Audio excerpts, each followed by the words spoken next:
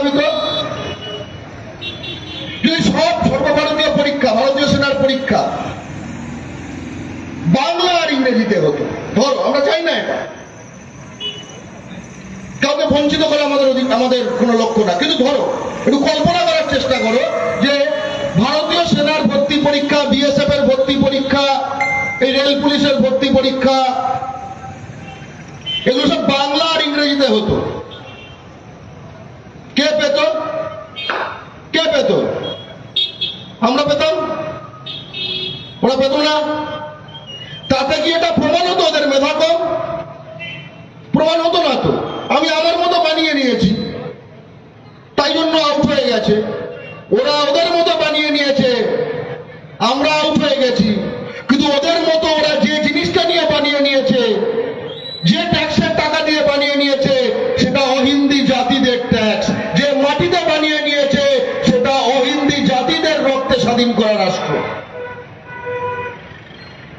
অর্থাৎ এটা বেঈমানি, অর্থাৎ এটা এক ধরনের বেহাত স্বাধীনতা। বাংলা পক্ষ 15ই আগস্ট 1947-এর প্রতিশ্রুতির বাস্তবায়ন চায়। অর্থাৎ এই ভারতবর্ষে যা একটি বহুজাতিক রাষ্ট্র, একটু বহুভাষিক রাষ্ট্র, সেখানে আমরা সকলে যে বিভিন্ন আমরা যে জাতি, এই বাংলা, উড়িষ্যা, তামিল, গুজরাট, ইউপি, বিহারের হিন্দুস্তানিরা সকলে মিলে বানিয়েছি। আবার ভারত আমাদের সকলে, কিন্তু রাজ্যগুলো যার যার তার,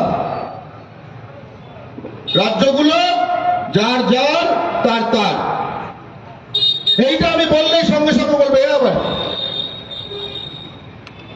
এ আবার কি?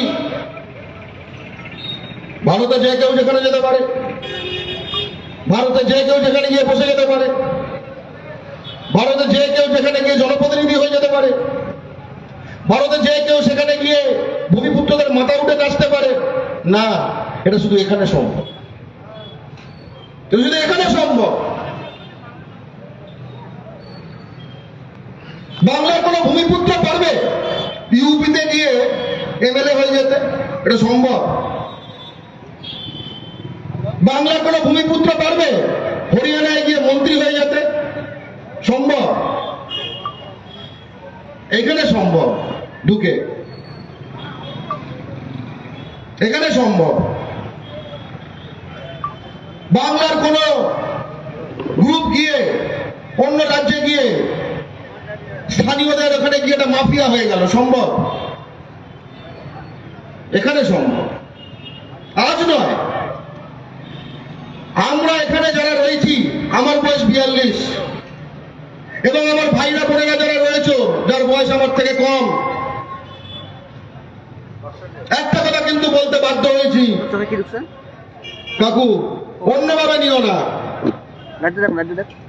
যদি আমার বাবার জেনারেশন আর তোমার জেনারেশন যদি আর একটু শক্তভাবে দাঁড়িয়ে থাকতো, তাহলে আজকে আমাদের এখানে বাংলা পক্ষ করতে হতো না, আমরা আজকে অন্য কিছু করতাম।